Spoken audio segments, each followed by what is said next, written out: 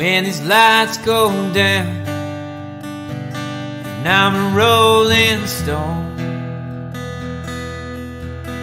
When the show leaves town and we put it on the road, I got a wandering mind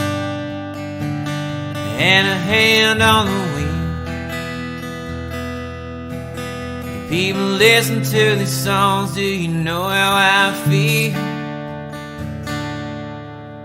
'Cause this ain't some rhinestone bit, and this ain't some circus show. Son, this is pure cowboy shit, ancient daddy's rodeo. No, it ain't his rodeo. Welcome to Cracker Culture. Thank you for joining Ford O'Connell and I for this episode of the podcast for Real Floridians. I'm Smokin Joe. Before we get started, I want to tell you about Farmer Joe's Fresh Market. Farmer Joe's is guaranteed the greatest grocery store in all of Lee County, located at 1401 Southwest Pine Island Road in beautiful Cape Coral, Florida. Run on out to Farmer Joe's. You will not be disappointed. We've got a lot to discuss today, but when I finally decided to go to bed last night, Herschel Walker and Raphael Warnock were head to head. I woke up to find out that Warnock was victorious. 3 million Georgians voting, cementing a 51-49 majority in the Senate. What else can we expect with this Stacey Abrams choice for Senate at the helm going into 2024, Ford? Well, I think that Warnock's victory is a real blow to America, to Georgia, and to the working class. Unfortunately, it's going to make Chuck Schumer and the socialist lives much easier in the United States Senate, because with an extra member, it's easier to appoint radical judges to the bench, and it's also easier to put forth legislation and laws with socialist priorities in front of President Biden. It's a real blow, because I know it only sounds like one member, but in the way the United States Senate works, one member is a lot of space to be able to do a lot of bad things to America. Well, the Florida GOP put out all stops to try to circumvent Warnock from beating Walker. And, you know, Walker wasn't probably the strongest pick to go up against Raphael. However, Raphael was riddled with controversy. I got a little video here with Raphael and his ex-wife. Like, move, and she won't move, and she's keeping the door open. So I'm like, Chloe, just stay in the car. And I move, and I close my car door, get in the car, and I start to move slightly, thinking she's here. Clear. I'm thinking she's clear, and I barely move. And all of a sudden, she's screaming that I ran over her foot. I don't believe it. This body cam footage shows Reverend Raphael Warnock speaking with police after a domestic dispute with his now ex-wife, and her account as well. He didn't even know. Well, he knew. He told me. He knew that he ran over your foot. This man's running for United States Senate, and all he cares about right now is his reputation. Sure about the coalition of black pastors who recently criticized Loeffler's repeated campaign ads that label Warnock as, quote, radical or socialist. They called the political move a, quote, broader attack against the black church. Now, I don't feel like that was a broader attack against the black church. As I said, Raphael has outwardly spoken up against our military. He said you can't serve the military and serve God at the same time. He's definitely not an America First candidate for it. What do you think?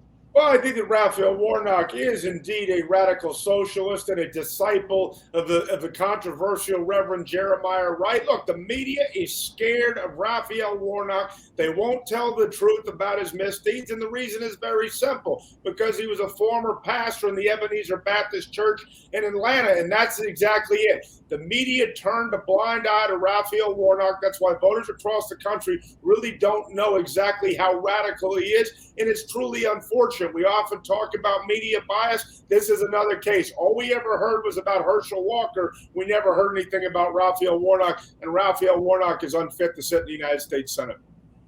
Well, I can't agree with that more. Well, I want to bring it on back to Southwest Florida politics. It's never been a more exciting time or a controversial time that's rearing up in every branch of our local politics.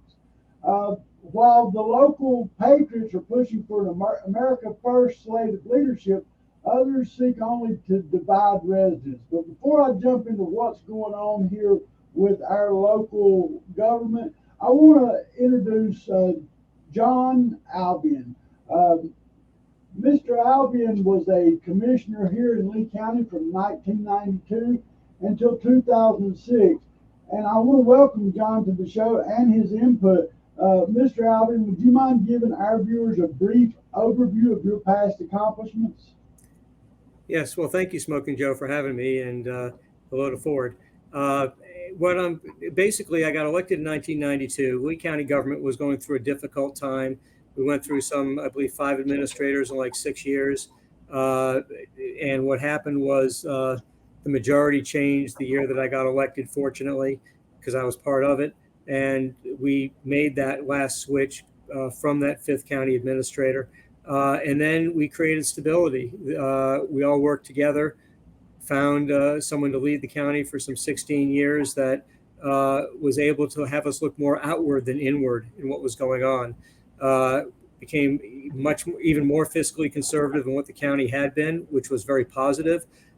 Built up some very good, strong reserves that helped us, especially after the downturn that started in 2009. And a lot of my work came down to mostly in transportation, and also helped bringing in money for buying environmentally sensitive lands, while working with the private sector to not just get a significant amount of road funding, but also towards having a much stronger economy for our area. Of course, FGCU was also, that site was built upon as we know it today during that time. So it was a very exciting time. One of my greatest accomplishments, I felt, was getting the $20 million variable pricing grant. It's the first of its kind in the country, because we were a demonstration project for the nation under the Transportation Reauthorization Act. And then U.S. Representative Porter Goss played a very instrumental role working with then Bud Schuster, who was the head of the House Transportation Committee, to basically be able to fence off the $20 million that we were able to get. I was directly involved with public-public and public-private partnerships on transportation alone that brought in over $50 million that I can directly identify, and then also brought in over $10 million in environmentally sensitive lands money. And those are probably a couple of the hallmarks of what we were able to accomplish, besides building a new airport and what we did with our economy. The county was really roaring there for a number of years, and very proud of the time that we spent there. Well, John, all of us are familiar with the local establishment here, as they've been dubbed the cabal. Many candidates feel they were defeated by dark PAC money orchestrated by certain individuals. I've got a little video clip that you hear I want to play. Well, there are 3 Republicans that are vying to occupy this office. It's rare that the Republicans would endorse someone in a primary election. In fact, 2 of the candidates say politics could end up determining whose name ends up here. It looks like it's very clearly being done to try to influence the outcome of an election in a primary. Republican John Albion questions why the governor appointed former baseball player Mike Greenwell just weeks before the primary. He basically chose between family, and how do people feel when one sibling is picked over another by a parent? And I think, John, to your point, and I've stated this many times before, there's no possible way that Ron DeSantis knows everybody he endorses, especially not in Southwest Florida. Well, there's no way a governor, especially of a state this size, could know what's going on in 67 counties.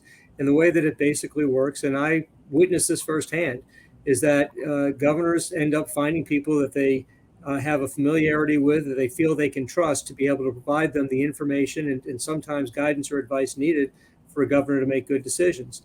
The problem is that you have to make sure it's people that aren't going to perhaps take advantage of that situation by getting somebody in there that would be more helpful for their agenda rather than what may be in the best interest, not just of the county, but also potentially of the governor himself. So, and that's what I felt had happened here, is that, let's face facts. I mean, most of us know from behind the scenes that there's only 3 or 4, maybe 5 people that are really picking who the main candidates are. And there's a whole system in place with a company that runs campaigns. They have a certain number of people that guide many other folks to make sure the money is there for them. They have a local radio, not you, but radio talk show host that they are able to use to get the word out to try to, get the instigate the masses, and it gives a huge advantage overall. So when you add the connection of a couple of these, two of these people have to the governor directly, and the governor makes that appointment, I know that in my campaign, the money dried up significantly right after that appointment. And also, I think, significantly influenced the outcome of the election, which is the purpose of doing it. So, and I think it's really unfortunate. This is about Lee County. This is not about the state of Florida. And somebody that doesn't live or vote in Florida, in Lee County, should not be having that type of an influence in a primary.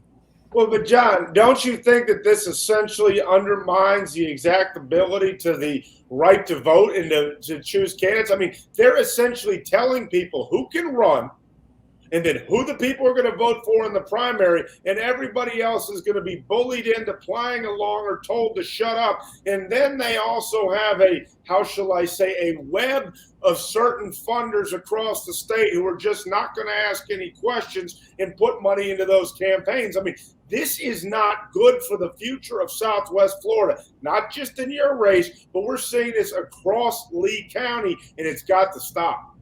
Well, and I appreciate your comments on that, Ford, and I certainly agree with a lot of them.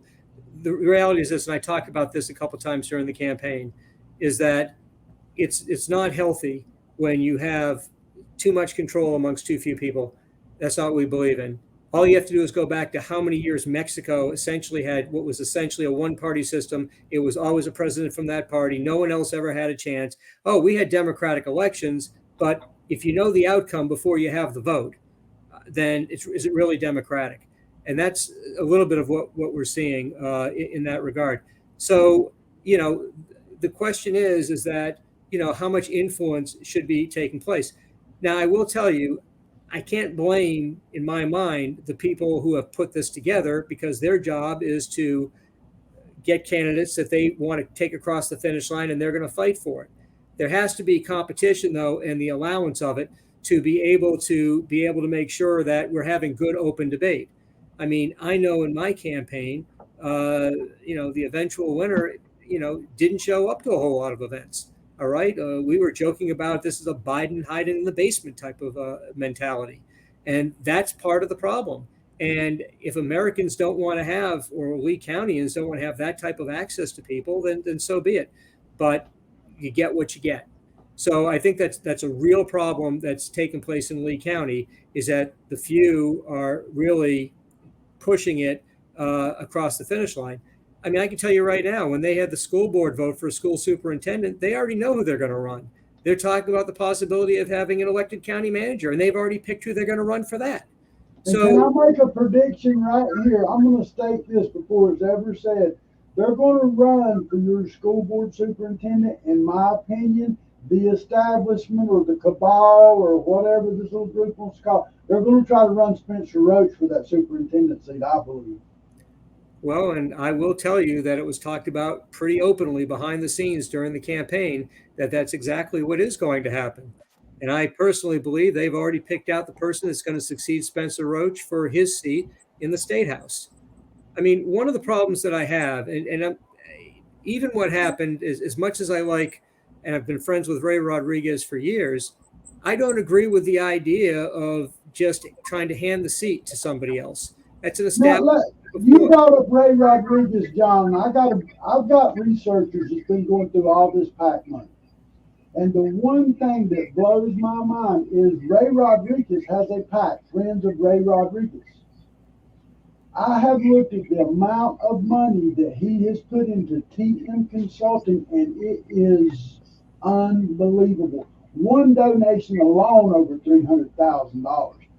What does Ray Rodriguez PAC stand to gain from a consulting agency if they're not trying to control who sits in these seats? Well, and I don't have those answers, but what I do know is I'm just looking at the system, okay? And the idea that, you wait till the last minute to try to hand it off to somebody else, it's not your seat, okay? It's the public's seat. And therefore, being more open about it, to me, is what would have been the better path. And again, I mean, I like Ray personally, and I've had a wonderful relationship with him for years. I don't agree with that tactic, but I also saw the same tactic with the clerk of courts. I saw it with the sheriff's department, and this is what's become normal in Lee County because they know they can get the appointment, or they're convinced they can get the appointment from the governor of the person they want to succeed them, so that they can run as an incumbent. Now, that wasn't the case with Ray because it was part of the election, but it was the case with the clerk of courts, I believe, and with the sheriff's department. And it doesn't matter if you like the individual or not. This is about the system. This is about, is this a model that we're okay with? Because these seats belong to the public. They don't belong to these individuals. That's how I look at it. And that's some of the fear and how these choices are being made. And as I commented to you, Smokin' Joe, in the past is, when a few people are winning every endorsement and appointment for the people they want, at some point, the House can't keep winning all the time and expecting people to be okay with it. John, I'm gonna make this even more apparent for the viewers. And I've said this over and over. I've said this to Joe, and that is the corruption and cronyism in Lee County has nothing on the Democratic machine in Chicago. It is soup to nuts cronyism in terms of endorsements, spokespeople on the radio, various media. It's not just about certain personalities, to your point, but they are deciding everything, and most voters lead busy lives and they have no idea that this is going on. And by the time the election's over and they figure it out, sorry, the attention span's short, and it continues to do it over and over. And when it comes to TM Consulting, the only thing I haven't seen TM Consulting deliver is a federal U.S. House seat. Other than that, at the local level, it seems to be over and over. And it's not just Terry Miller. There are a whole bunch of cohorts that are playing a part in trying to say that they're neutral in public, when in fact they are already bought and paid for by Terry Miller and the machine ahead of time. Well, to Ford's point, this local media thing has got out of control because the average, and I try to cater to the average person. I'm not trying to do these elites. I don't give a shit if they watch me or not. What I'm trying to say is the average person hears something on a radio show on the drive to work in the morning, a little blip or something, or they see a local social media influencer put something out, and they automatically, they've only heard a piece of it, and that's all they've heard, so they take it for truth, and that's wrong. We've got to stop that. We've got to have the credible voices stand up and not be afraid to say the names that everybody's afraid to say. Well, I can tell you that, Drew Steele had laid down the gauntlet, if you will, and said any candidate that's willing to come on my show, I'm willing to have, as long as they're willing to take debate and possibly hard questions. We tried 3 times to go to the email address, including with read receipts, and we never got a response. So I have a problem with that. When I go to a podcast that has the lieutenant governor speaking and my opponent is also brought up there to speak, this is subtle influence of elections. All right. And that's what's really wrong. I had a problem in 2000 with the election because I couldn't meet with the editorial board when they wanted to meet with me and my opponent, because frankly, I had a county commission meeting, and given the choice, I have to do my job first, what I was elected to do. And that's what I did. So I had a separate meeting with them that was not with the Citizens Editorial Board who was making the decision, and they endorsed my opponent. I won the race, and I sat down with the editorial board, including the Citizens Editorial Board afterwards, and I pointed out to them that I felt what they did might have met the legal part of the law, that giving me the same time as my opponent, but it clearly didn't meet the spirit of the law. All right? And that's what we're talking about here, is that you can say you're a private show, and I can that's fine. But then you tell people that's what you're doing, because that's what's fair if you really care about the election system. Otherwise, Ford was attacked also by social media, and even the people that he's actually worked with, they ended up for the better part of saying endorsement, they actually promoted Ford's opponent over Ford, and Ford works with these guys. Well, this is the problem. We are talking about potentially with the podcast, we know who that is, Brendan Leslie, and also with Drew Steele, and John's exactly right. This is about equal time. And when you backdoor the spirit of the law and you basically have a podcaster on your show who's in cahoots, who's trashing someone 50 ways to Sunday when they're spending hard-earned campaign money on that radio station's ads, that has got to stop. And someone has to put their foot down, because this is not fair, and it's not the spirit of the law either. Well, let's put this in this quick perspective. So I want to make this point, and I think it's important, all right, because I think it's a very appropriate analogy. The one point that wasn't made about the Raphael Warnock-Herschel Walker race was that Raphael Warnock, excluding outside dark PAC money, raised and spent $150 million on that race. Herschel Walker spent $58 million. So don't say that money did not influence the result of that race. When you look at the kind of money that's raised by the candidates that we're talking about under this one group versus the others, you're going to see that there's a lot of similarity in the result. So at the end of the day, it isn't specific to the federal races.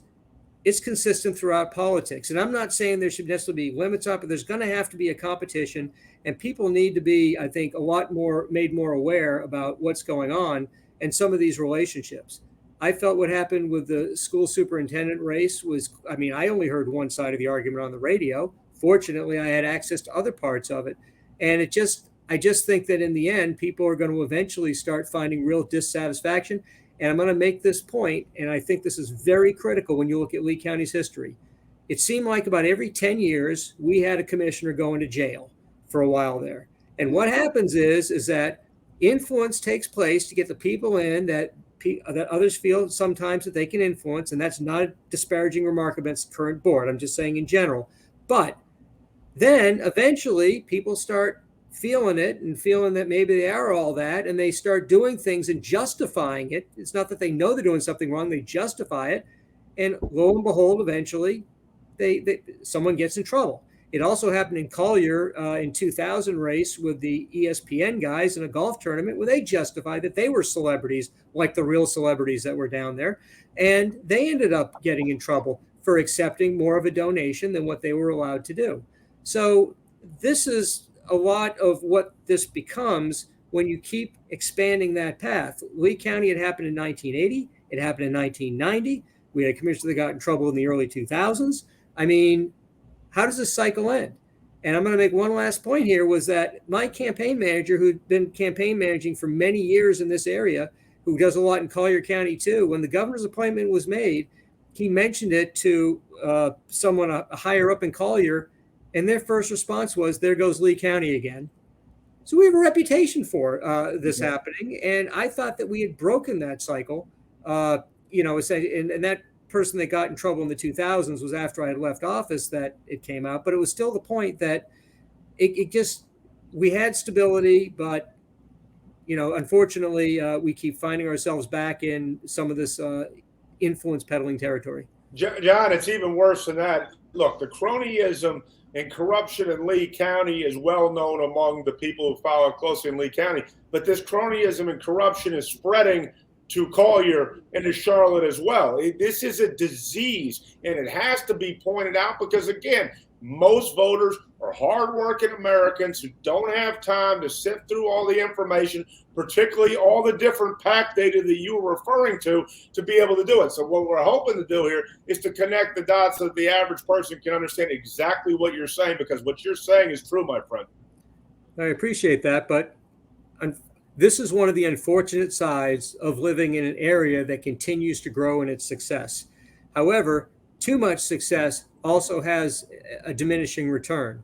And that diminishing return right now is in our roads and also potentially in some of our environmental systems. And people can say, oh, tree hug. It's not that.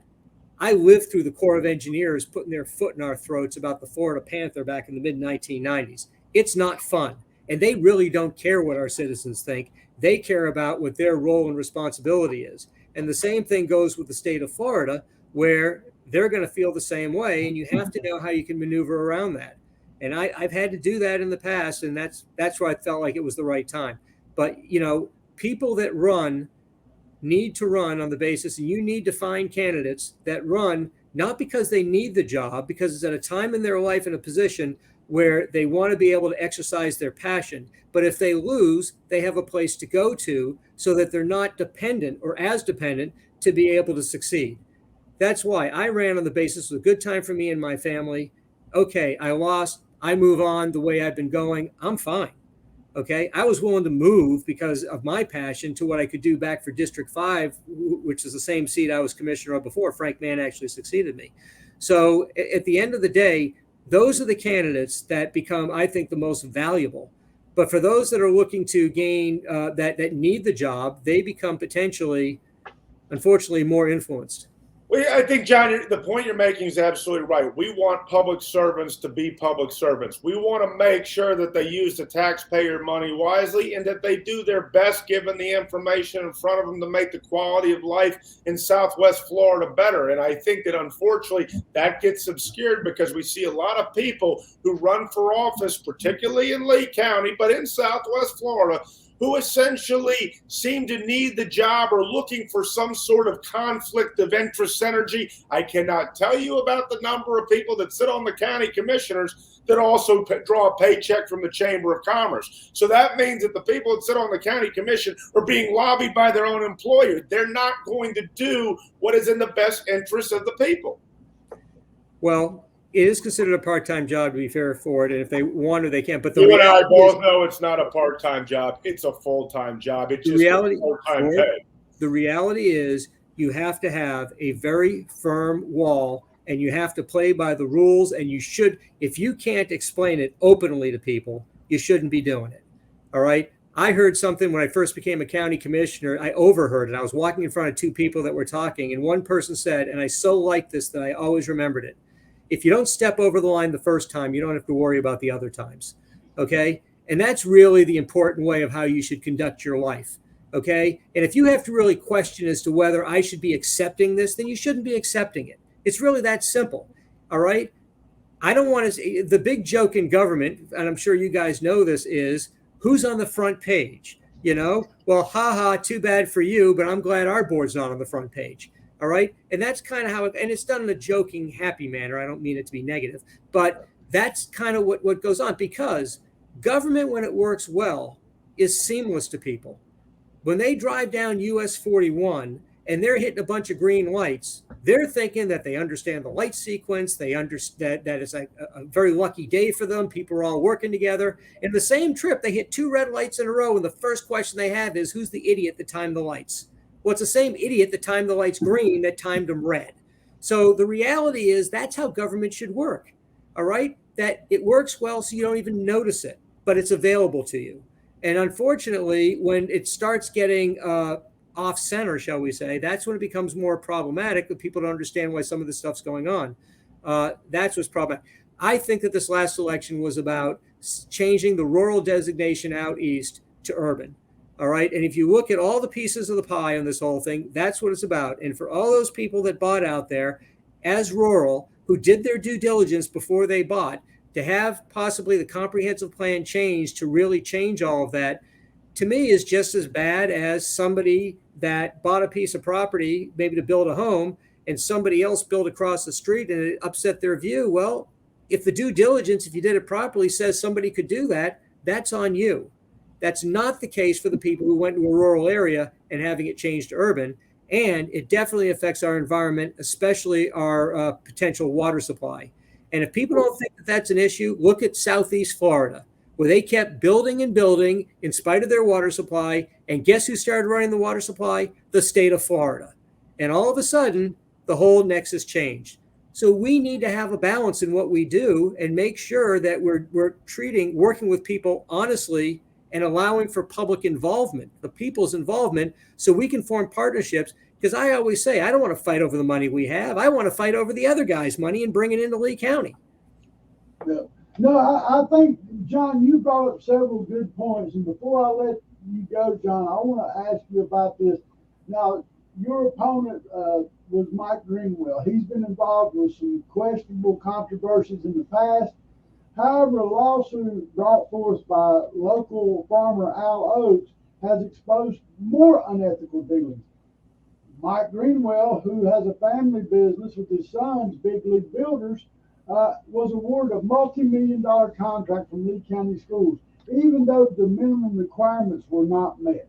Now, I look at Mike Greenwell being gifted a job, and he basically was gifted that job. Then I look at, you got Jonathan Martin. He was basically gifted a Senate seat.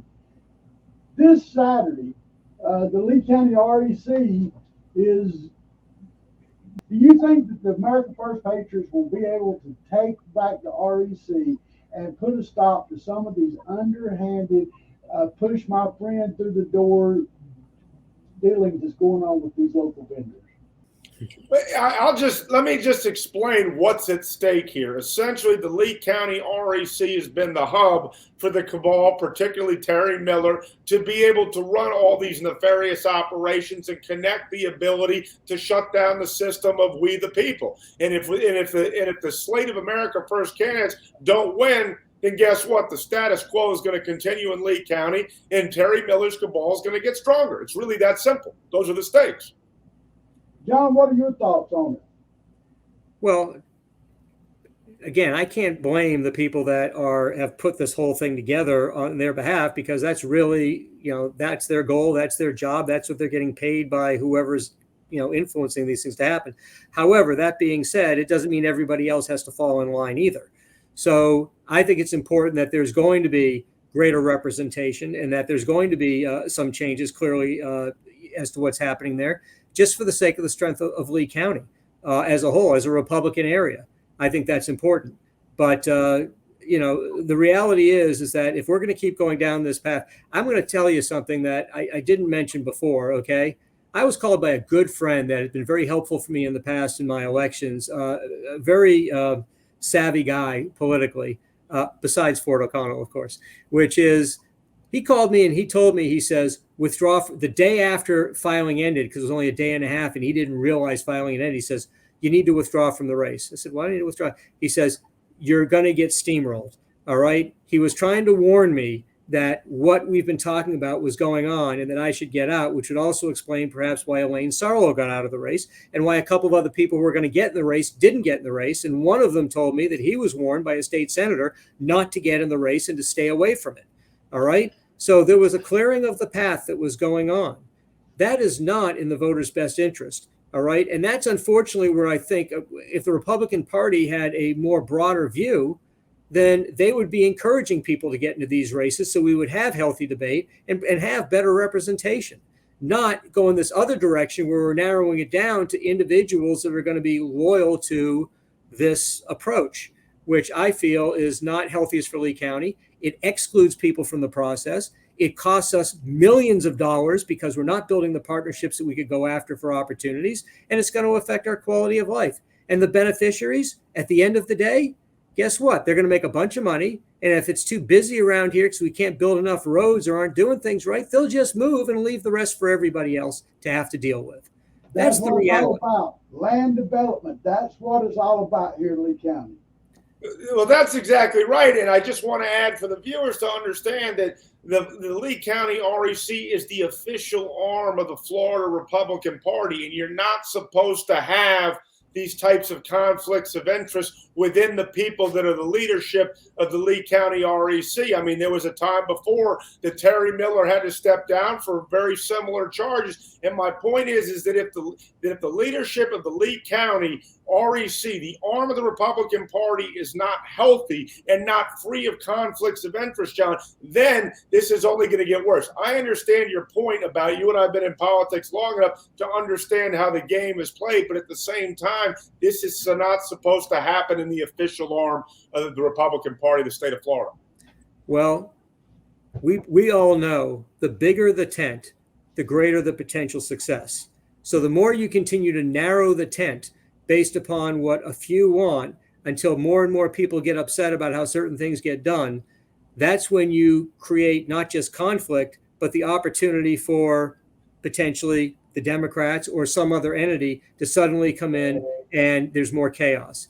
I prefer to take the positive approach of a bigger tent, bring more people involved, have greater opportunity.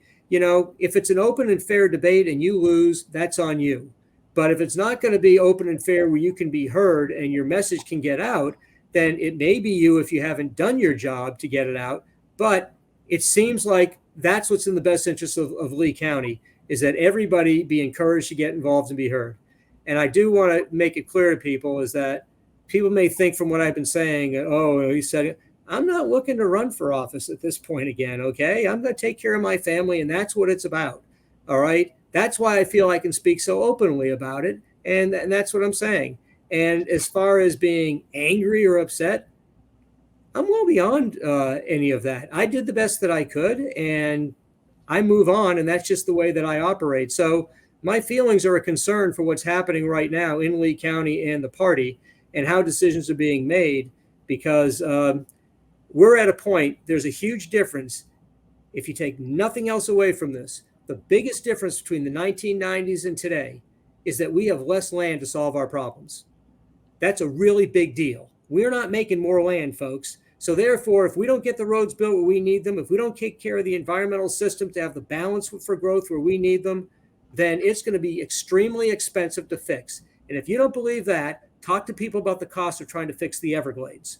So that's what we're talking about here. And that's why it's important that we're creating a bigger tent and not one that is perhaps being influenced by a few, supposedly for the benefit of the many. Well, John, I respect your mindset 100%. Your message is absolutely right about the sporadic growth in Southwest Florida and Lee County. I just think that it's important to understand that not everyone knows what you know, and therefore the lessons that you've learned over your time in office and running for office and losing is very, very important for future people to understand what it is they're up against and not go into this blindly. And I think that that's very, very important to get that out. I'm not trying to push you on it. What I am trying to say is that more people need to understand the sage experience that you bring to this. Well, I really appreciate that, Ford. And I would suggest to the viewers that look at if there is what Ford so well explained earlier about, and Smokin Joe for the matter too, about this group and what's going on. And it doesn't mean necessarily that the candidate's a bad candidate, but you certainly should at least have your antenna up and trying to understand what are they really about, and is it really what I want, and can they bring the goods home? Okay, are they going to be inclusive of you or not inclusive of you? Is going to be a lot to do with it, because at the end of the day, you're hiring someone for 4 years, and at the end of the day, that's what you're doing. And a candidates forum is supposed to be an interview. It is not supposed to be, just some rally or something. Okay, and that's really important for people to know. And by the way, I tell people, I had more than a few fights with the county manager when I was there. Whenever he would bring up, we all work for the people, I said, no, you don't. You work for the 5 of us. All the people can love you, but if 3 of us say you're fired, you're fired. All right. So the reality is you work for us because we hire you, we fire you, we pay you. Every elected official is hired and fired and paid by the citizenry. So they work for you, and you should be challenging them as your employee rather than as somebody that might be holding the status because they have a title. So at the end of the day, I think that is probably the best advice I could give to people to start, and to get involved in how you can make your community better is always a piece of that. So, and that comes from people that have money and people that don't have money. Good idea is still a good idea. Thanks, John. I appreciate you joining us today. I hope that I can bring you on another time. You'll talk with us. Folks, that's been John Albion. He was the former Lee County Commissioner. And John, thank you for your time with us today. We'll see you again soon, John. Well, thank you, Smokin Joe. I appreciate the time. And Ford, great talking to you. Thank you. Always, my friend. Be well. Folks, that was John Albion we just had on, and he had some great insight of what it's like to run against the establishment. And he brought up some things forward that I wanted to talk with you about. I'm reluctant to bring up other podcasters because, this is a job. I would have never known how much it entailed before I got into it. You and John brought up the local podcaster who relocated from Long Island. He has posted videos with false allegations against Michael Thompson and Tara Jenner, and has also aligned himself with those who have selfishly controlled Southwest Florida for years. How do you feel about social media influencers doing hit pieces in local government? Here's the question.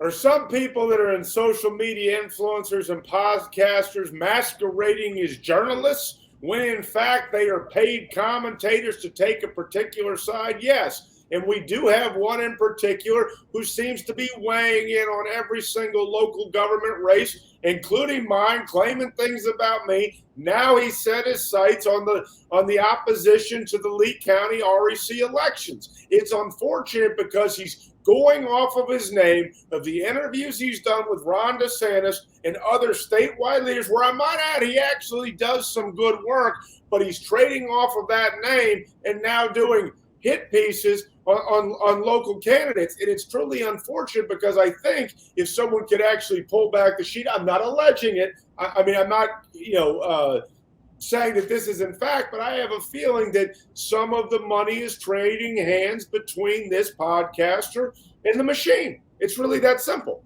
Well, there's rumors of that that's been going about for a while. And let me make a statement. This podcaster only claim to fame was being picked up by Al Oaks at Seed the Table. Without Seed the Table, this podcaster would have never been nothing.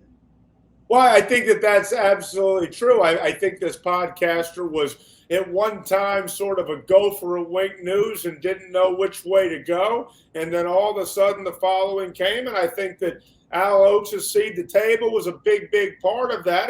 And because of the conservative need to go to more conservative-friendly media, he got in at the right time. And essentially it's helped, increase his viewership, etc. And look, I'm somebody who's been in the media, and I understand that, and I recognize that, and hats off. My problem is his putting a thumb on the scale in local elections and people thinking that he's some kind of journalist when in fact he has bad intentions and he's being paid, or at least doing it knowingly to make sure that one side wins.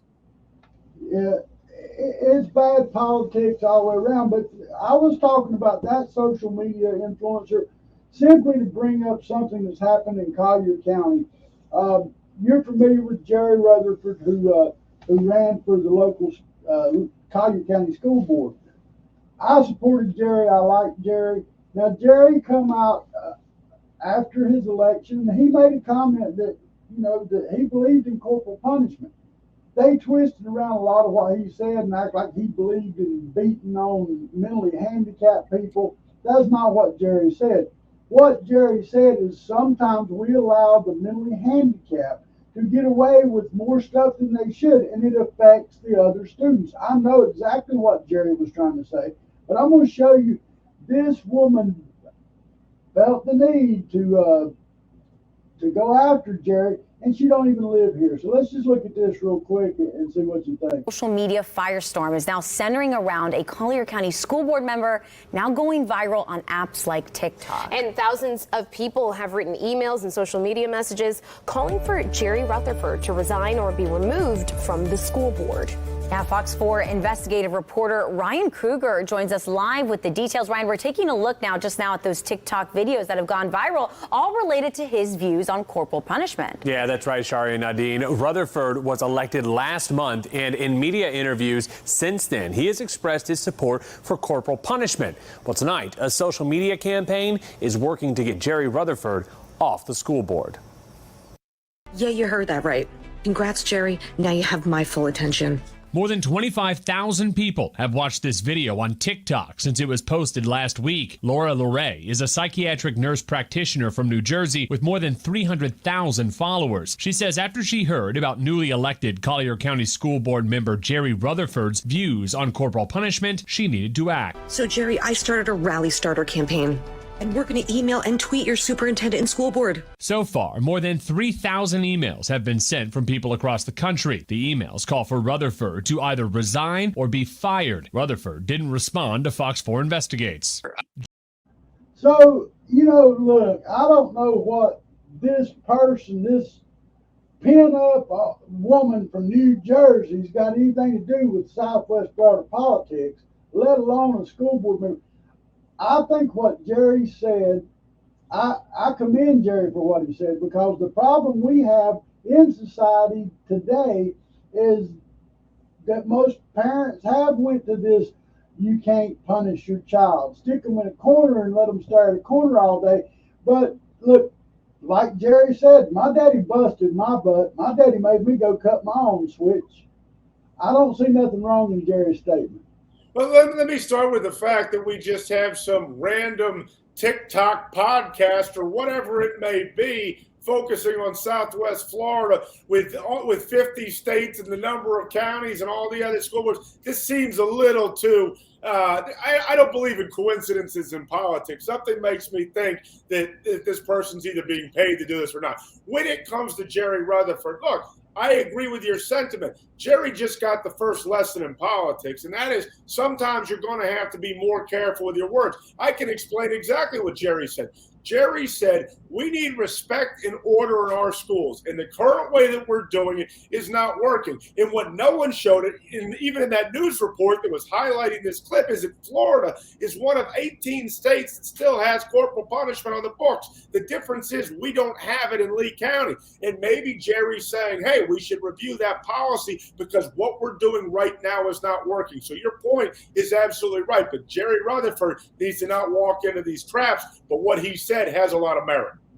Well, I think Jerry's just so honest that it's easy to trap somebody that's not trying to hide something.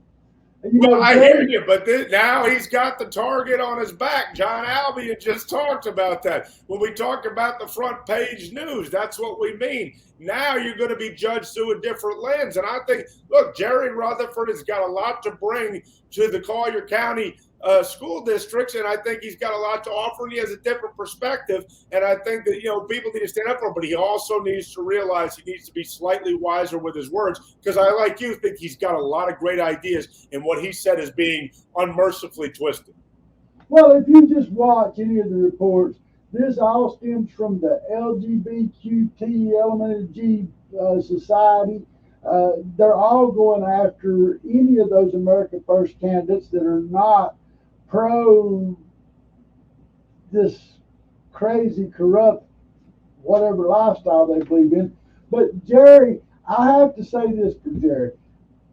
If they come after Jerry, I'll go after them, because Jerry, in my opinion, he needs to grab the switch and whoop some ass that those people is coming after him. Well, I think, look, to your point, I've listened to Jerry even in Collier County REC meetings. I've listened to him, and I think he's got a very refreshing, down-to-earth take on things. And sometimes we not need to be scared of sort of what the norms that the establishment has set down. I think when it comes to LGBTQ rights, what Jerry's saying, why is what is not good for the goose not good for the gander? Why is this going on? And I think that that's a refreshing take that a lot of people in Collier County agree with, but they're too afraid to say for fear of the target being put on their back. I agree with you. I have a lot of respect for Jerry, but he has to be, if he wants to be successful, he has to understand that that target's on his back.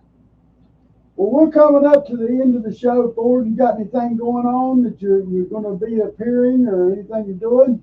Well, I've got a whole bunch of things going on in terms of media appearances. I think what really concerns me, and a lot of them that I'm talking about, is this Twitter file, something that I'm sure you and I are eventually going to talk about. But what we found out really simply is that Twitter interfered in the 2020 presidential election. I know that's no big surprise to conservatives, but that's a fact. But what we're also finding is that the FBI intentionally interfered in the last two presidential elections against the Republican, and that should never be allowed.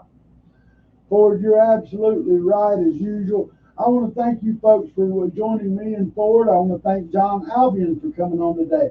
I also want to encourage all of the Lee County voters, if you are a member of the REC, you need to get out and vote for the America First candidates. I have been a longtime supporter of Tara Jenner, and I think that the other candidates will do a good job, better than if we let the establishment handpick them this time. So get out there and vote if you're a member of the Lee County REC. Ford, thanks again, man. I enjoy our weekly visits, and I'll get with you next week. We'll do it all over again. You got it, my friend. Please like, share, and subscribe. If you don't do nothing else, please just share this video. I'm Smokin Joe for the Cracker Culture, the podcast for real Floridians. We love you, Florida.